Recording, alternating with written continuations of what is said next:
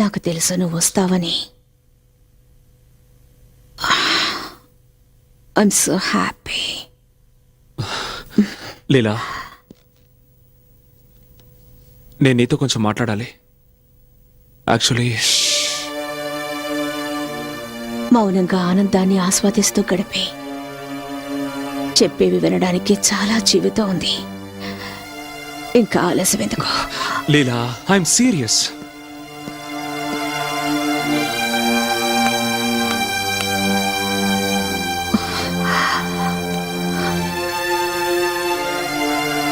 ఒక్కసారి నా కళ్ళల్లోకి చూడు. నీకిష్టమైతే వీటిని శాశ్వతంగా మూసుకొని ఉంటాను. ఈ అందాల్ని చూడు, ఎంత తప్పిస్తున్నాయో నీకోసం. నా అందాన్ని చూడు. ఈ శరీరం, ఈ యవ్వనం నీకోసం పరితపిస్తున్నాయి ఆదిత్య. లీలా, నీకు నాకు మధ్య ఏం జరిగినా అది నా పొరపాటే. ఎందుకంటే నా భార్య, నా కొడుకు.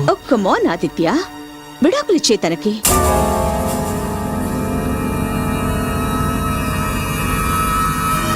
వాట్? ఎంత డబ్బు కావాలన్నా నా దగ్గర ఉంది ఆదిత్య. ఎంత అడిగినా ఆవిడకిచ్చే. జీవితాంతో వాళ్ళిద్దరు ఖర్చు భరించడానికి సిద్ధంగా ఉన్నాను. కానీ ప్లీజ్, నువ్వు మాత్రం నా దగ్గరకు వచ్చే. Shut up!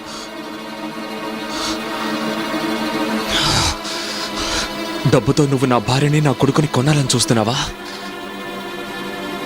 నువ్వు నా భార్య స్థానాన్ని పొందాలని చూస్తున్నావా? తను నీకంటే నన్ను 1000 రెట్లు ఎక్కువగా ప్రేమిస్తోంది.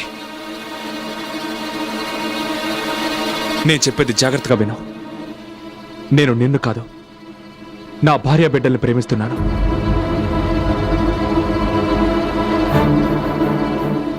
ఏమన్నా? నువ్వు నీ భార్యని ప్రేమిస్తున్నావా?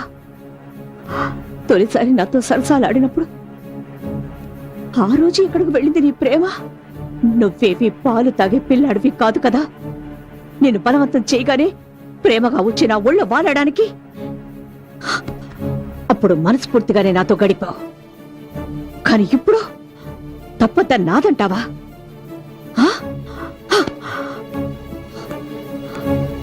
తప్పంతా నాదే. ఎందుకంటే ఎప్పటికీ నేను ప్రేమించిన వ్యక్తి ఎవ్వరికీ సొంతం కాకూడదనుకున్నాను. తన భార్యను మోసం చేసి నాతో అక్రమ సంబంధం సాగిస్తున్నవాడు నా కోసం ఏం చేయగలడు? నువ్వు నా చెంప మీద చేయి చేసుకుంట మాత్రాన పెద్ద మగాడవైపోతావా? అసలు నువ్వు ఎవ్వరి ప్రేమకి అర్హుడివి కాదు. ఇప్పటి వరకు నువ్వు నా ప్రేమని మాత్రమే చూసావు. ఇకపై గెట్ అవుట్.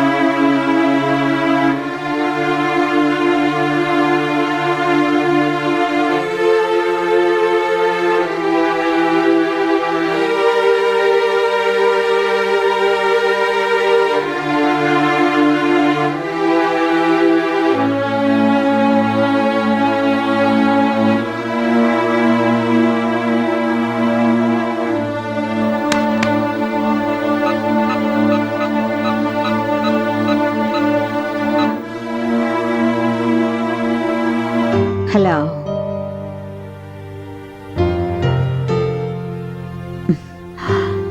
నీ ఊపిరిలో ఉండే శబ్దాన్ని కూడా నేను గుర్తుపట్టగలను.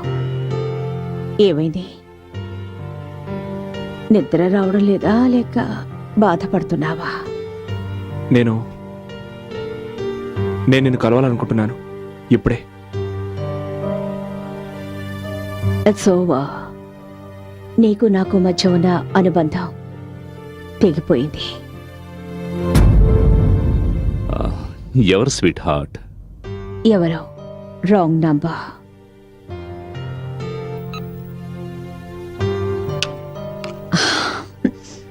ఎవరితో మాట్లాడుతున్నారు? లేదు, ఎవరో ఫోన్ చేశారు, రాంగ్ నంబర్. నువ్వు నాకు నేర్పిస్తున్నావా మార్కెటింగ్ అంటే ఏమిటనేది? నీకున్న విలువెంత? 10,000, 20,000, 40,000? నువ్వు ఒక్క నెలలో ఎంత సంపాదిస్తున్నావో అంత నేను నా డ్రైవర్స్ యూనిఫామ్స్ కి ఖర్చు పెడుతున్నాను. ఎనఫ్. దివాకర్ ఆవిడకి చెప్పు, ఆవిడ క్యాంపెయిన్ లో నాకు ఇంట్రెస్ట్ లేదని. ఈవిడ పొగరబోతుతానని ఇక నేను భరించలేను. వేరే యాడ్ ఏజెన్సీ వాళ్ళని కాంటాక్ట్ చేసుకోమని చెప్పండి. దివాకర్, నువ్వు దీనికి చెప్పలేదా? అది ఇట్స్ ఓకే, నేనే చెప్తాను. మిస్ సోనియా, నువ్వు ఈ కంపెనీ షేర్స్ ఏ రేటుకు కొనాలనుకుంటున్నావో దానికి 2 రేట్ ఇచ్చి నేను కొన్నాను. ఇదంతా ఏంటి దివాకర్? నేను ఇందులో నేనేం చేయగలను? ఆవిడిచ్చిన ఆఫర్ని నేను రిఫ్యూజ్ చేయలేకపోయాను. ఆఫర్స్ నేను అలాగే ఇస్తుంటాను, దాన్ని ఎవరు రిఫ్యూజ్ చేయలేరు.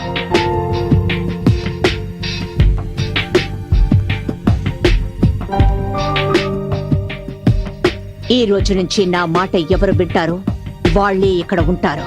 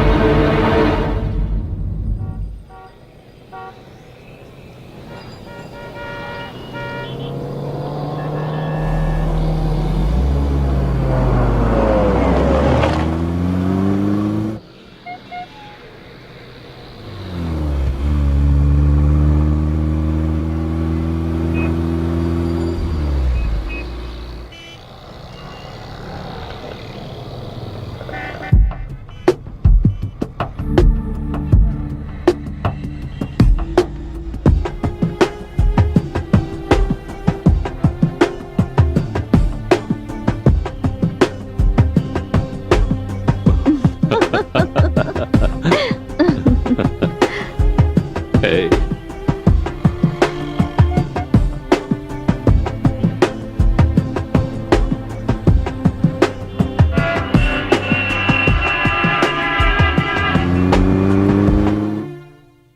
How can she just walking and take over like this? Divakar ఇలా చేస్తాడు నేను అనుకోలేదు. ఎంతో కష్టపడి మనం యాడ్ ఏజెన్సీని ఈ స్టేజ్కి తీసుకొచ్చాం, కానీ మనం కష్టపడుతుంటే ఆవిడ కూర్చొని అనుభవిస్తోంది. స్వార్థపర్రాలా. తన మతి చెడిపోయింది. నువ్వేం బాధపడకు, నీ శ్రమ వృధాగా పోదు. ముందు నువ్వు ఈ కంపెనీ నుంచి ఎలా బయటకు వెళ్ళాలనేది ఆలోచించు. దానికి తగిన బుద్ధి చెప్పగలిగేది నేనొక్కడే. నువ్వలా చూస్తూ ఉండు, దానికి ఎలా గుణపాఠం నేర్పుతాను.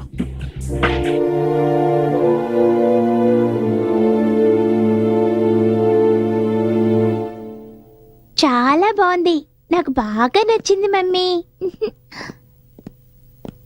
డాడీ, రా రా రా రా రా.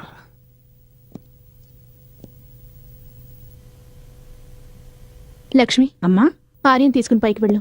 అలాగేమ్మా. Come on Arya. Good night mummy. Good night. Good night daddy. Good night.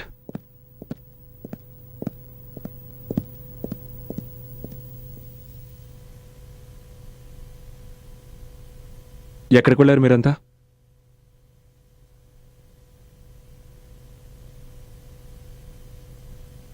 పిల్లల నాటకాన్ని చూపించడానికి. బాబు కూడా పెద్దవాడు అవుతున్నాడుగా. అయితే ఇంట్లో జరుగుతున్న నాటకం గురించి వీడు గ్రహిస్తున్నట్టున్నాడు. మన మధ్య ఏదో టెన్షన్ ఉన్నట్టు.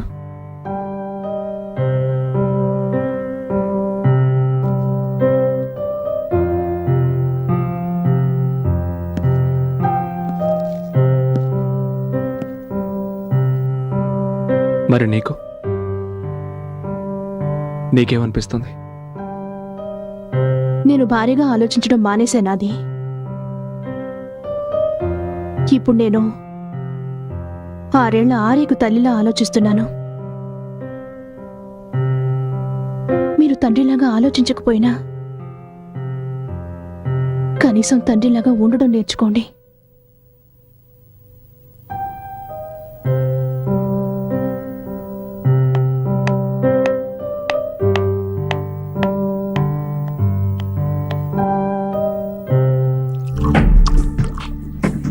ఈ రోజు నుంచి ఎవరైతే నా మాట వింటారో వాళ్ళే ఇక్కడ ఉంటారు. నేనెవరినైతే ప్రేమించానో అతను ఎప్పటికీ ఎవరికీ సొంతం కాడనుకున్నాను. తన భార్యనే మోసం చేసి నాతో అక్రమ సంబంధం సాగిస్తున్నవాడు నా కోసం ఏం చేయగలడు?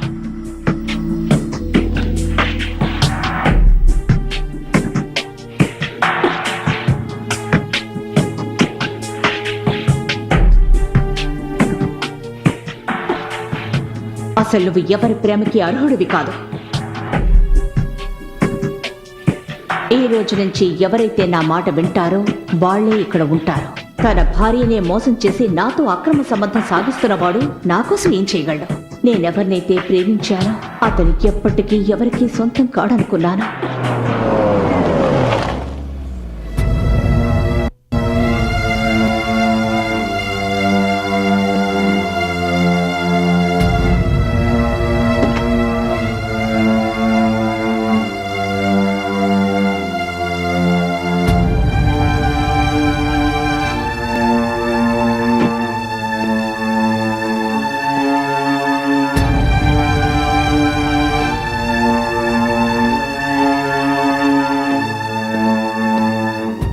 లీలా, లీలా, ఎందుకొచ్చావు ఇక్కడికి? నేను నీతో కొంచెం మాట్లాడాలి. అసలు నీ గురించి నువ్వేమనుకుంటున్నావు? Is this love and affection? నేను నీ జీవితం నుంచి దూరం అయ్యి ఒక్కరోజు కూడా కాలేదు. అందులో నేను ఇంకొకరి లవ్ చేయడం మొదలు పెట్టావా? నీ కేవలం ఇతరులను ఉపయోగించుకోవడం మాత్రమే తెలుసు. You know what? అసలు నేను నీ మాటలు వినడం అంత నా బుద్ధి తక్కువనే నాకు అనిపిస్తోంది. నీ కారణంగానే నేను నా భార్య బిడ్డలకి మోసం చేశాను. నీ కారణంగానే నా జీవితం నాశనం అయిపోయింది.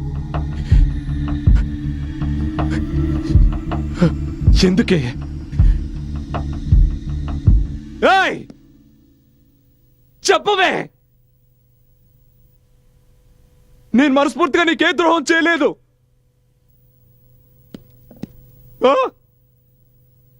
నా జీవితాన్ని నాశనం చేసి ఇప్పుడు నువ్వు ఇలా మౌనంగా ఉంటే ఎలా?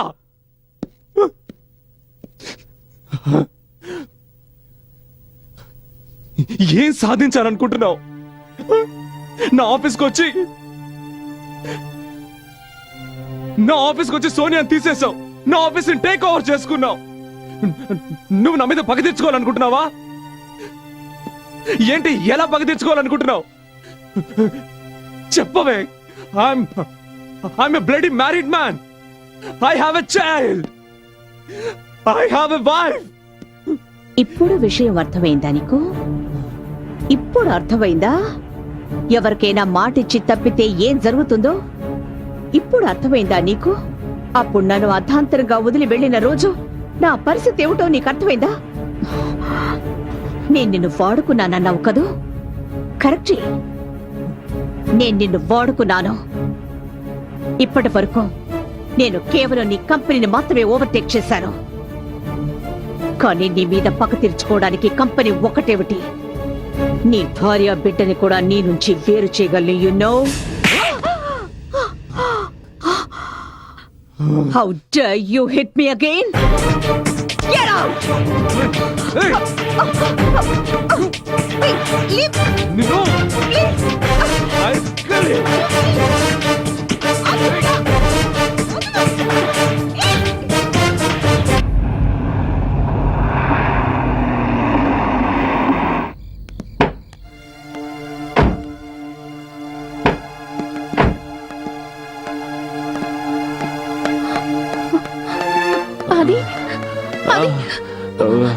What happened? అదే మీరు మందు తాగారా? నో లేదు. రక్తం ఆ, అది ఆ, ఎలా తగిలింది మీకు? ఎవరు ఆ, ఎవరు కొట్టారు మిమ్మల్ని? లేదు. అయ్యో, ఓకే. అలాంటిదేం లేదు. ఎక్కడి నుంచి వస్తున్నారు ఈయన? సత్య నేను ఏమైంది అది? నువ్వు లోపలికి పద, ఆ, లోపలికి పద. లోపలికి. Careful, careful. ఆ, ఆ,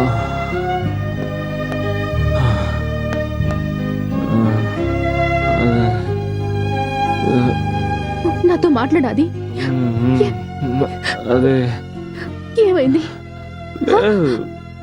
ఏం లేదు సత్య.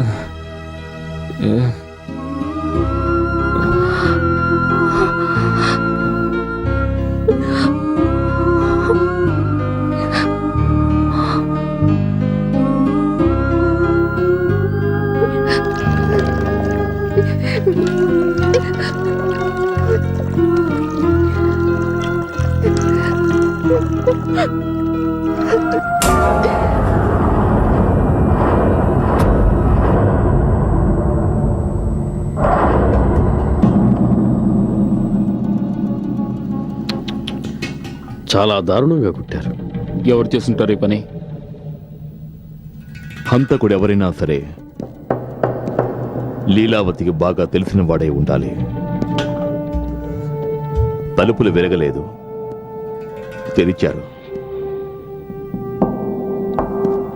హంతకుడు లీలా ఇష్టంతో నేను లోపలికొచ్చాడు. ఇక్కడ కూర్చున్నాడు. ఆ తర్వాత అతడు తన నిజ స్వరూపాన్ని చూపించాడు.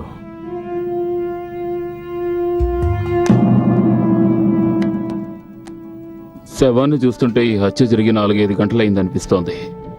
అంటే హత్య 9:30-10 గంటల మధ్య జరిగి ఉండాలి. అవునా? సార్, వాచ్మెన్ వచ్చాడు. నువ్వెక్కడున్నావు?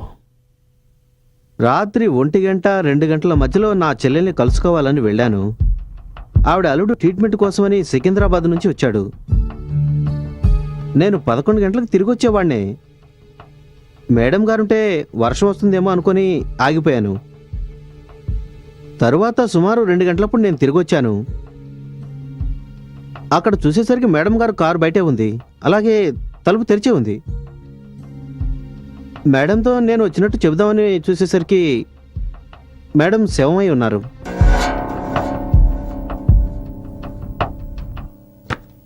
ఈ ఫోటోలను చూస్తుంటే ఏమనిపిస్తోందంటే లీలావతి హత్య జరగడానికి ముందు ఎవరితోనో గొడవ పడినట్టుగా ఉంది. కానీ అసలు విషయం వేరే ఉంది. హత్య జరగడానికి వాళ్ళిద్దరూ గొడవ పడ్డం కారణం కాదు. ఏం జరిగినా ఆవిడ ఇష్టంతోనే జరిగింది. It's quite clear. హంతకుడు లీలావతికి బాగా పరిచయం ఉన్నవాడు. వాళ్లలో మంచి స్నేహం కూడా ఉంది. ఇద్దరి మధ్య గొడవ జరిగింది. వాడు చాలా పకడ్బందీగా లీలను హత్య చేశాడు. కానీ రూమ్లో వాతావరణం చూస్తుంటే లీలావతికి హంతకుడికి మధ్య బద్ధ విరోధం ఉన్నట్టు కనిపిస్తోంది. మిస్టర్ ఆదిత్య ప్రసాద్, మీరు 3 రోజులుగా లీలావతిని కలవలేదు కదా? ఎస్. కనీసం తను మీకు ఫోన్ అయినా చేసి ఉంటుంది కదా? నో, లేదు. ఒకవేళ మీరు? లేదు.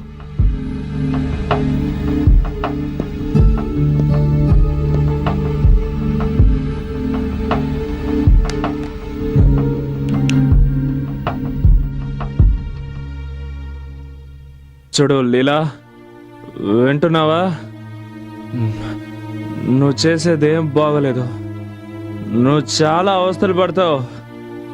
అసలు నీ గురించి నువ్వేమనుకుంటున్నావు? ఈ గొంతు మీదే కదా? అది నేను తనకి ఫోన్ చేశాను. But that doesn't proves anything. దీని ఉద్దేశం నేను తనని హత్య చేసినట్టు కాదు కదా. మరి మీరు ఎందుకు అబద్ధం చెప్పారు?